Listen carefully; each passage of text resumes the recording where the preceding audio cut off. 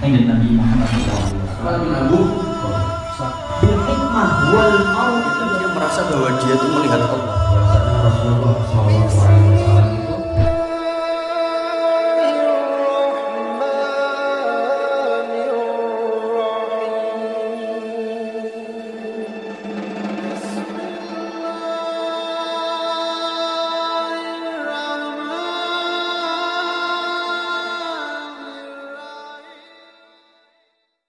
warahmatullahi wabarakatuh.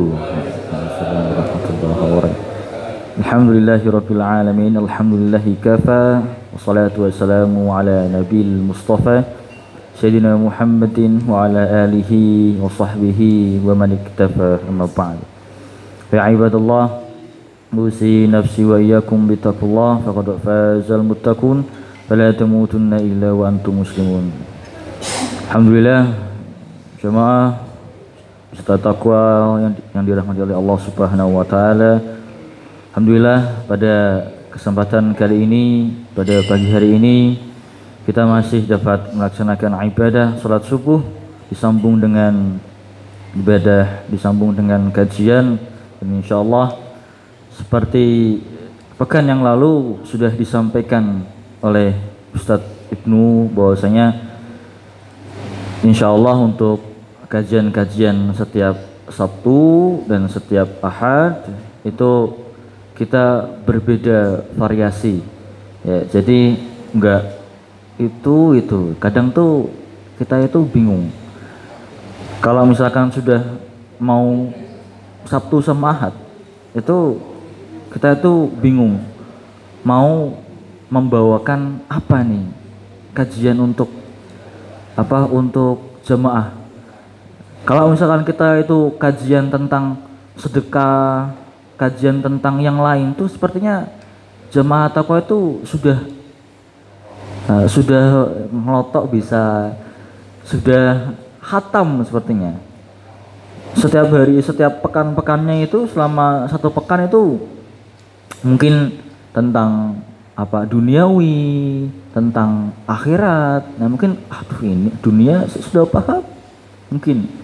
Maka kemarin itu saya sempat rundingan sama beberapa asatid itu gimana kalau misalkan kita itu buat kajian itu kajian kitab ya, jadi materinya itu sudah ada tinggal kita membawakan aja, dan itu juga berbeda-beda mungkin ketika pas maka saya insya Allah mengajarkan fikih dengan fikih ibadah, fikih muamalah dan sebagainya. Itu bahkan dalam kitab fikih aja, ini kan kitab fikih itu terdapat al-fiqhu wa fihi sittatun wa salasuna kitaban, terdapat 36 kitab, maksudnya 36 judul utama, dan setiap judulnya kayak contoh kita 36 kitaban.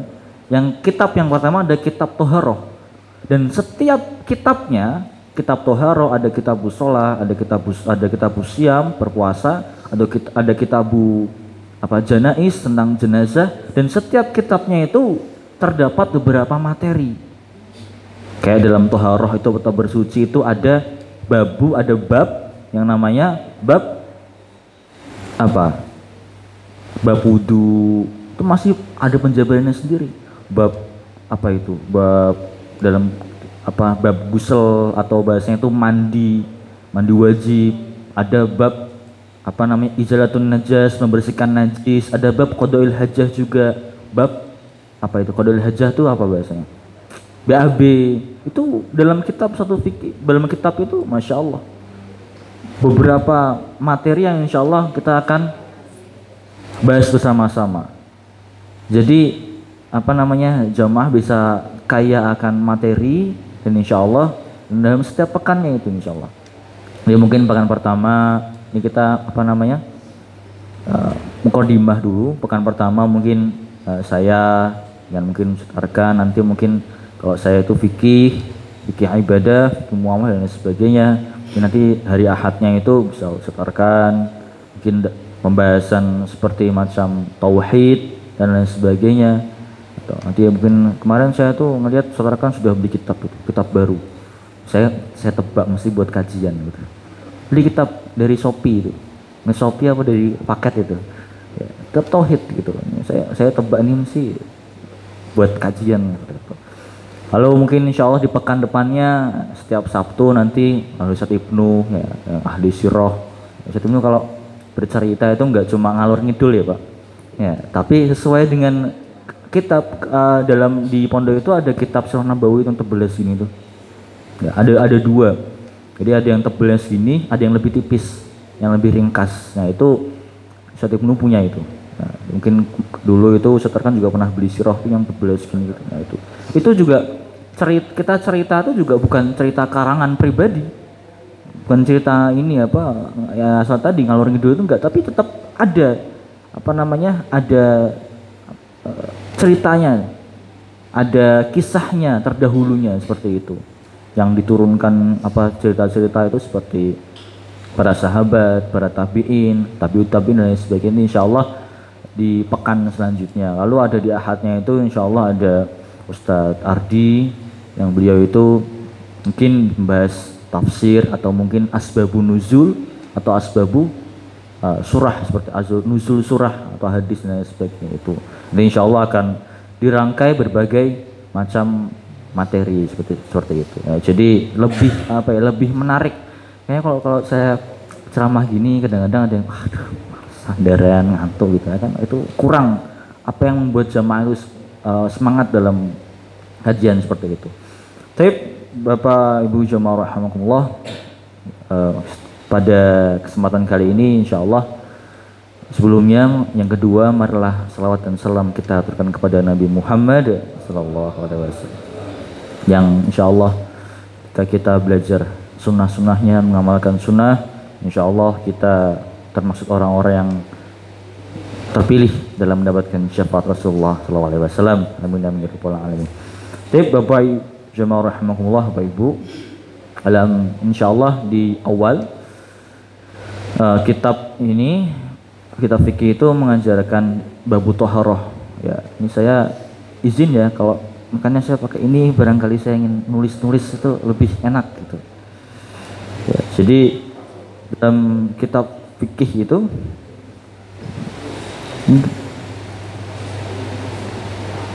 kelihatan ya Pak?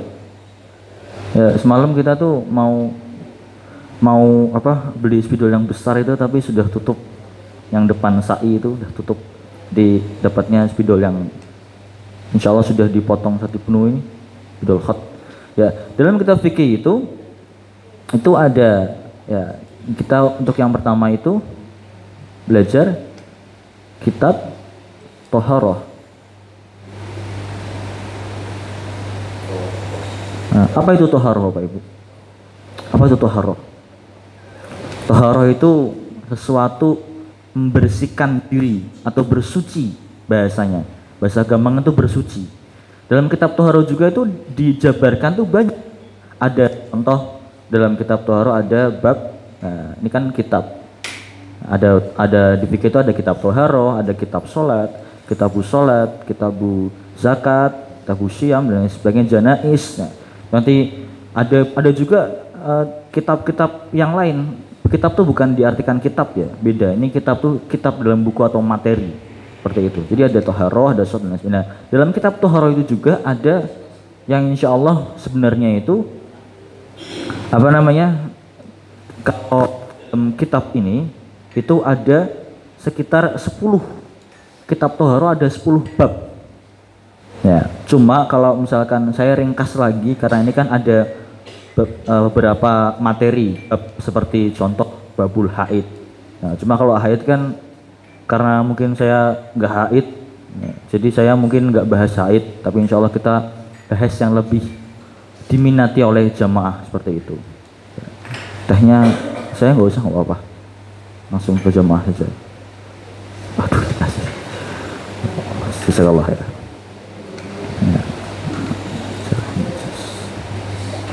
Ya, jadi kalau saya ringkas lagi, dalam toharoh itu nanti ada izalatun najas,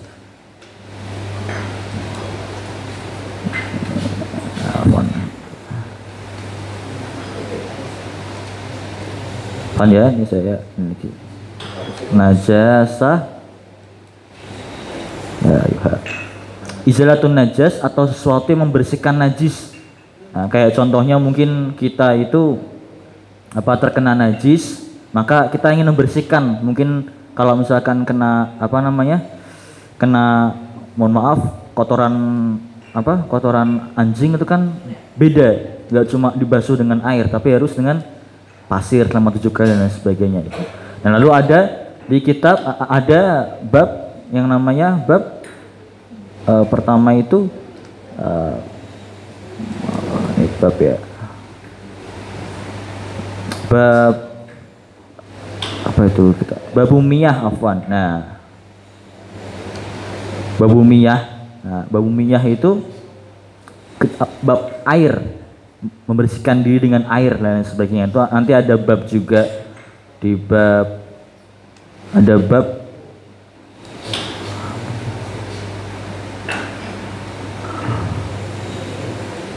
ada bab wudu, ada bab dan sebagainya. Nanti insya Allah kita bahas. Nah, pada kesempatan kali ini kita akan membahas sebelum bab izalatun najas itu kita akan membahas bab air. Air untuk bersuci itu ada banyak Bapak Ibu. Jadi kalau misalkan kita bahas itu macam-macam air dalam bersuci, ya, ada apa contohnya kayak bab ini ya, istilah apa toharoh itu kan terdiri dari beberapa bab, terdiri dari kayak contohnya kalau misalkan kita ingin bersuci kayak qadul hajah, buang hajat kan dengan air. Lalu kalau misalkan kita ingin mandi gusal atau mandi wajib itu kan dengan air juga, wudu dengan air. Maka di bab ini, di bab air, nah, di al-miyah, nah, miyah itu air ya. Kalau misalkan bahasa Arabnya itu maun, tapi ketika udah miyah itu maka jamak dari maun, air. Nah, jadi kalau misalkan kita itu ke Timur Tengah, ya itu kalau misalkan kita ngomong maun itu kita diketawain. Kayak biasanya orang-orang Timur Tengah tuh tahu kalau misalkan oh ini orang apa? Orang awam dalam bahasa Arab. Jadi kalau Bapak Ibu ke Timur Tengah itu ngomongnya moyah. Nah, uridu nastari ke moyah. Nah, itu jadi bisa ke Timur Tengah moyah gitu. Wah, seperti itu biasanya.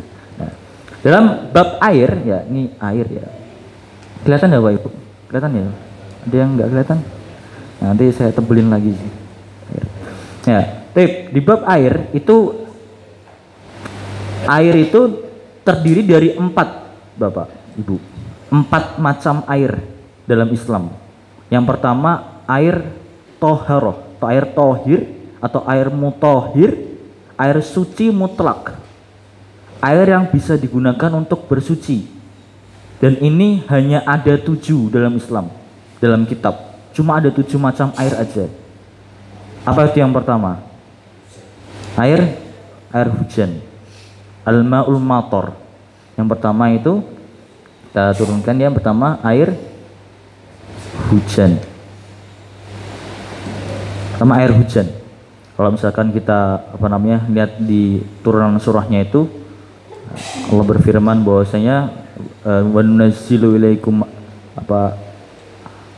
al-ma'u minas sama. Nah, air kita turunkan kalian semua tuh air dari langit. Apa itu dari langit? Air hujan. Ya, air yang menyulut ke seluruh permukaan bumi. Nah, itu yang pertama air hujan. Yang kedua ada air yang untuk bersuci. Ini kita air yang pertama air mutlak ya. Air mutlak atau air yang bisa digunakan untuk bersuci. Air mutlak suci. Ada 4 macam air. Yang kedua air embun. Nah, kalau misalkan Bapak Ibu itu ingin bersuci semisal di keadaan yang sulit, ada air embun dari ini sesuatu kayak daun gitu, itu bisa buat bersuci. Masalahnya kan di sini air banyak. Ini turunan dalam kitab fikih. Yang kedua air tadi apa? Air embun. Lalu yang ketiga ada air apa? Air laut. Ya, sebenarnya ini saya nanti singkat apa namanya biar lebih mudah enak dihafal. Ya. Yang ketiga ada air lah atau maun bahrun, air laut. Ya, dalam hadis apa namanya hadis Bukhari itu al bahrun halalun maitatu, maksudnya seluruh apa yang ada di laut itu halal, bahkan bangkainya pun halal. Ya, maka dari itu laut itu sesuatu yang halal airnya, mutlak suci seperti itu. Jadi yang keempat ada air. Nah, ada air mata air. Nah, bukan air mata ini ya. Jadi kalau mau wudhu harus nangis dulu terus ini. Maksudnya air mata di sini apa? Ada air sumber air mata itu. Nah, itu kan masih suci seperti itu.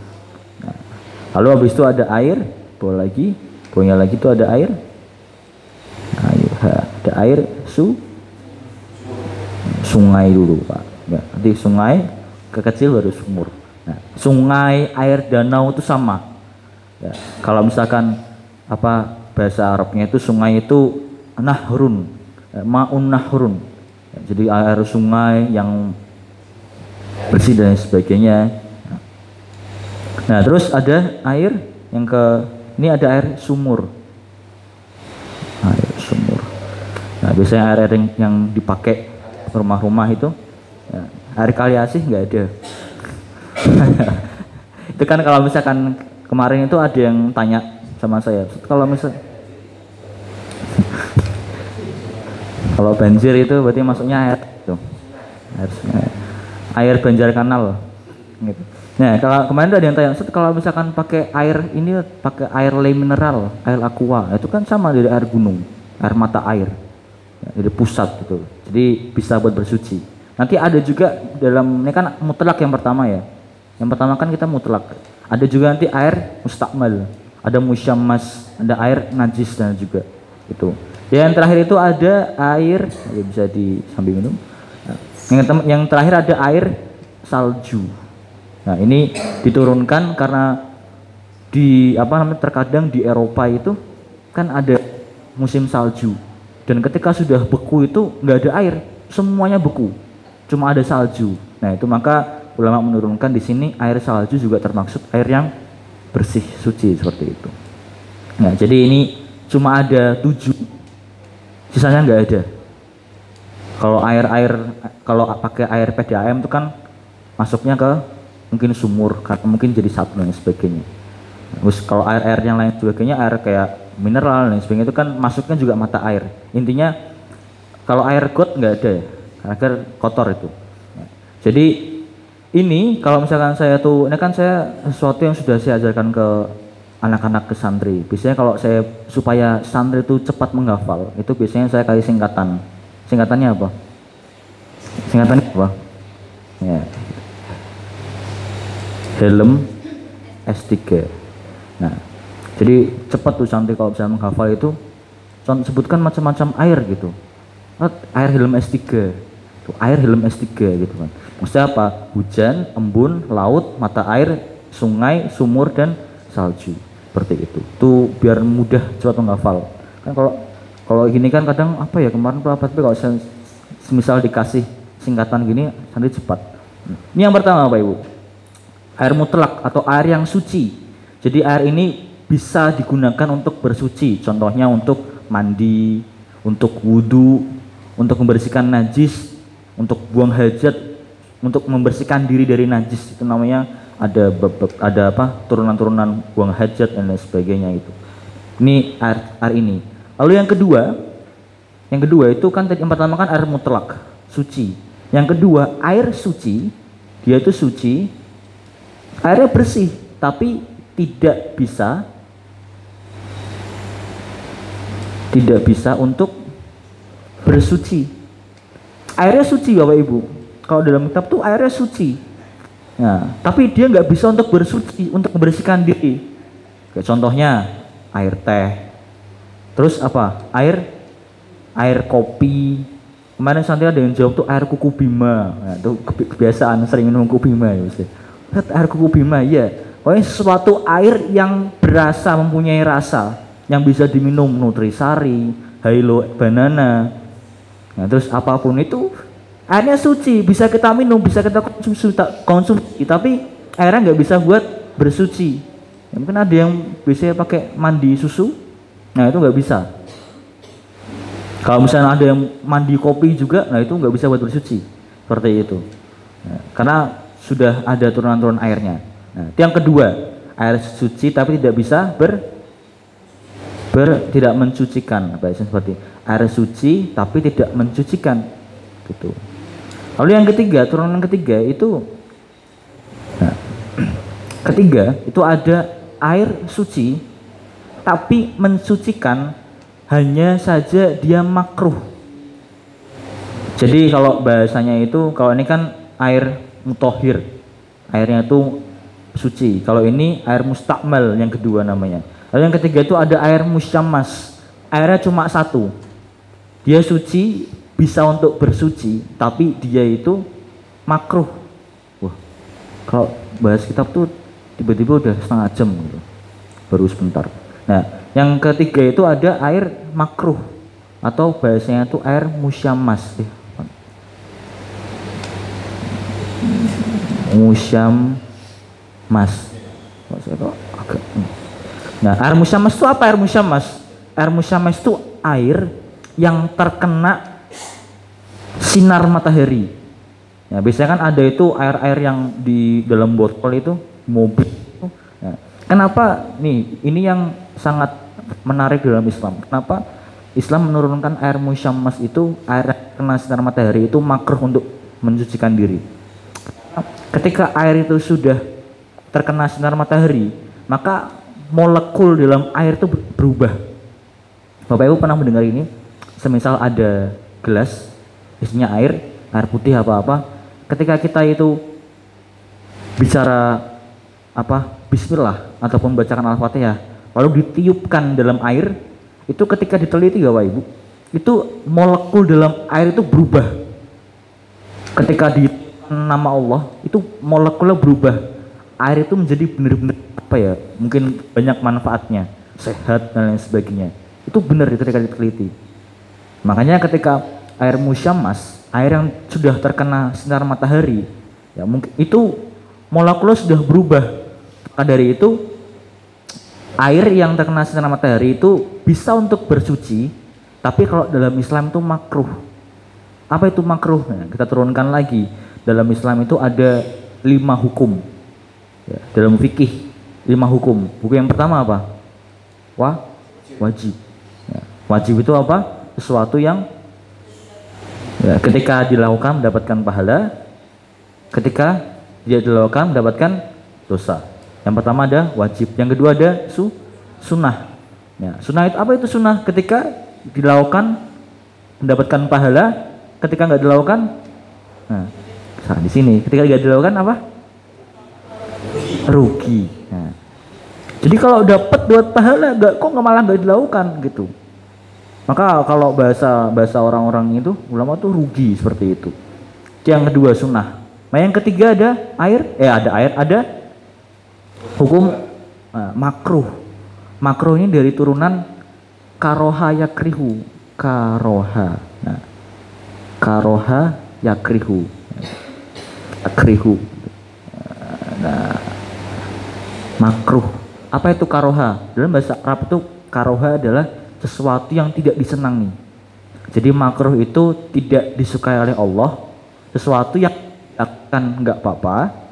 Ketika kita melakukan nggak masalah, itu asalkan tidak menimbulkan mudarat, nanti masuknya ke haram. Ya. Tapi ketika ditinggalkan karena Allah, maka akan mendapatkan pahala. Itu makruh. Ya, jadi kata karya yakrihu, sesuatu yang Allah tidak suka, benci. Contohnya ketika bulan puasa, nah itu rokok. Ketika bulan puasa itu biasanya ada orang-orang yang uburit. Nah itu kan uburit terkadang tidak menimbulkan manfaat. Nah gitu. Maka sesuatu yang Allah tidak suka. Lalu ada turunan yang keempat, ada hukum haram. Nah, haram itu ketika tidak dilakukan dapat pahala, ditinggalkan karena Allah dapat pahala, apabila dilakukan mendapat dosa, seperti itu. Lalu yang kelima ada mubah. Jadi ada wajib, sunnah, makruh, haram sama mubah. Mubah itu yang sesuatu yang tidak mendapatkan apa-apa, dilakukan ya nggak apa-apa, nggak ya nggak apa-apa. Seperti kalau dalam kitab itu suatu perbuatan manusia, maksudnya yang tidak memiliki dampak apa-apa, kayak contoh makan, minum, mandi, itu mubah, perbuatan manusia seperti itu. Kita runkan lagi tadi di air yang keempat ada ini poinnya. Yang keempat ada air najis. Air najis di sini Bapak Ibu, dalam fikih, dalam kitab itu ada dua. Najis pun juga ada dua kategori. Yang pertama, kategori pertama najis itu air najis mutlak. Misalkan kayak contoh dalam ember ketumpahan kotoran, ya mau itu kotoran berupa cairan ataupun kotoran padat, nah, itu maka dia hukumnya najis, sudah najis. Tapi juga dalam najis itu ada dua. Yang pertama najis, yang kedua air itu najis, air itu enggak najis. Nah, ini anggaran air itu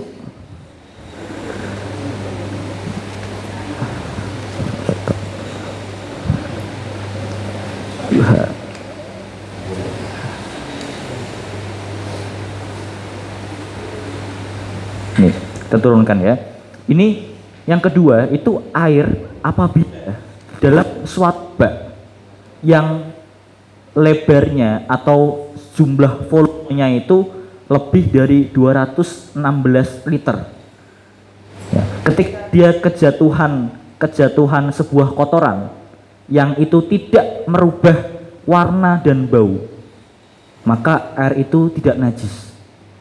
Kayak contohnya nih kolam renangnya besar dan itu jumlah volumenya itu 216 liter, lebih dari 216 liter ya. Dan itu kejatuhan, contoh kayak ada bayi pipis, kan itu tidak terlihat.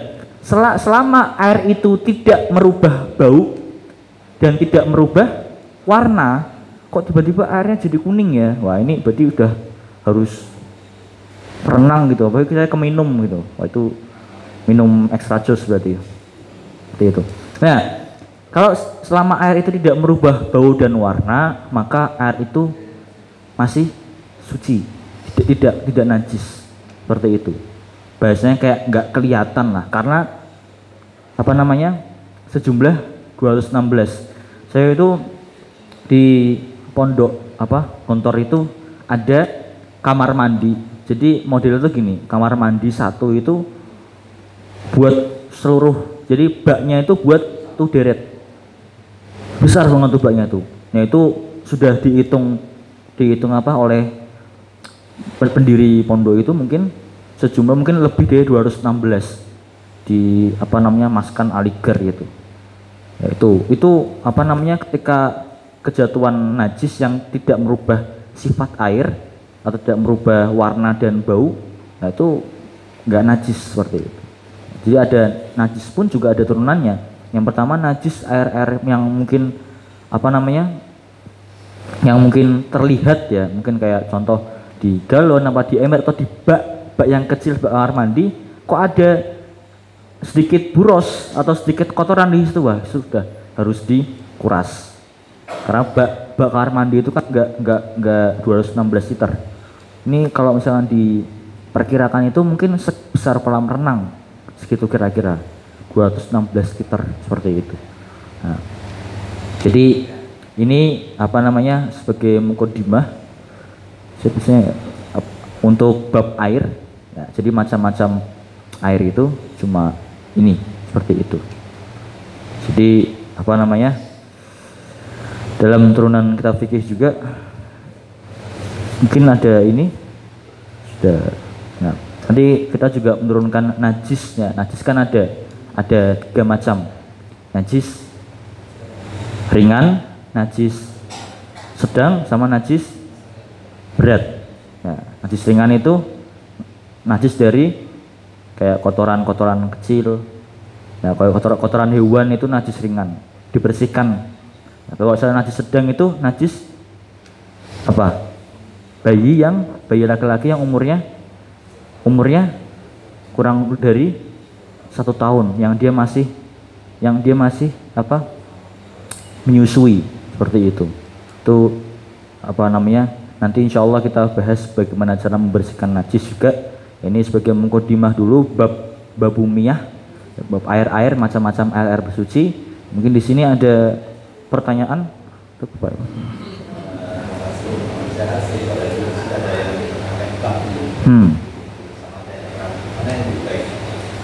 Ya. Jadi kalau misalkan diturunkan itu dulu itu sahabat Umar yang pakai bak sama pembantunya itu Utsman, ya, Utsman. Kalau misalkan lebih afdolnya itu air yang mengalir. Kalau misalkan untuk berwudu, cuma andaikan mau pakai bak pun ya nggak masalah, karena dulu pernah ada riwayat sahabat yang memakai bak. Jadi intinya dialirkan ya. Jadi bukan menggenang. Ya, jadi kalau mau berwudu itu harus air yang mengalir. Misal bak pun ketika itu Utsman dibantu sama pembantunya, budaknya untuk dialirkan. Dia pakai gayung dialirkan seperti itu. Jadi kalau misalkan pakai bak pun ada dalilnya Utsman. Kalau misalkan pakai air keran pun lebih afdol karena sesuatu yang mengalir seperti itu. Jelas. Cawuk langsung gini.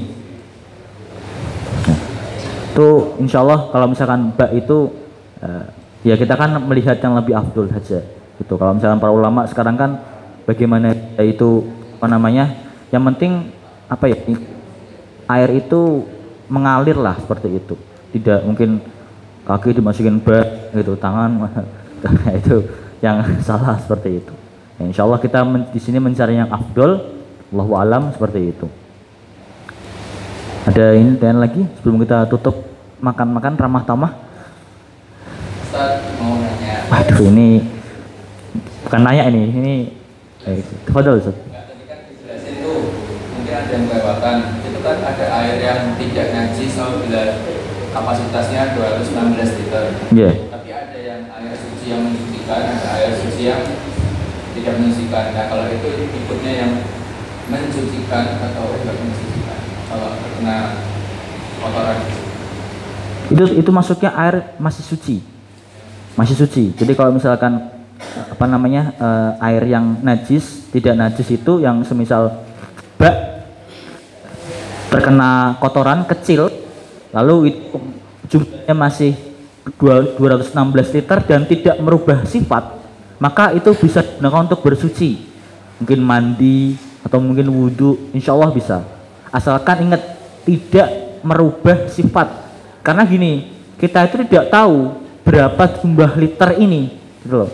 Terkadang itu kalau misalkan air itu sudah kena najis, biasanya itu bau. Nah, atau enggak mungkin sudah agak berkeruh. Nah, cuma kalau kolam renang, andaikan kolam renang, kadang kan Mbak Wewe pernah lihat nggak kolam renang terus ada kayak apa namanya, kayak berubah airnya. Nah, itu mungkin kalau akan berubah, maka itu merubah sifat air. Aduh, tumpah. Wah, tumpah.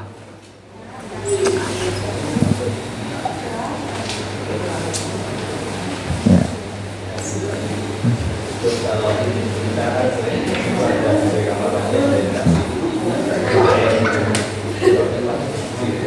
Gimana? Hah? Wah, itu ya. Itu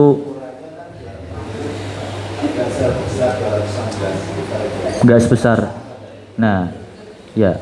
Itu biasanya itu kalau saya pribadi ya, kalau pendapat saya biasanya itu kan ada dua, ada yang masuk dan ada yang keluar.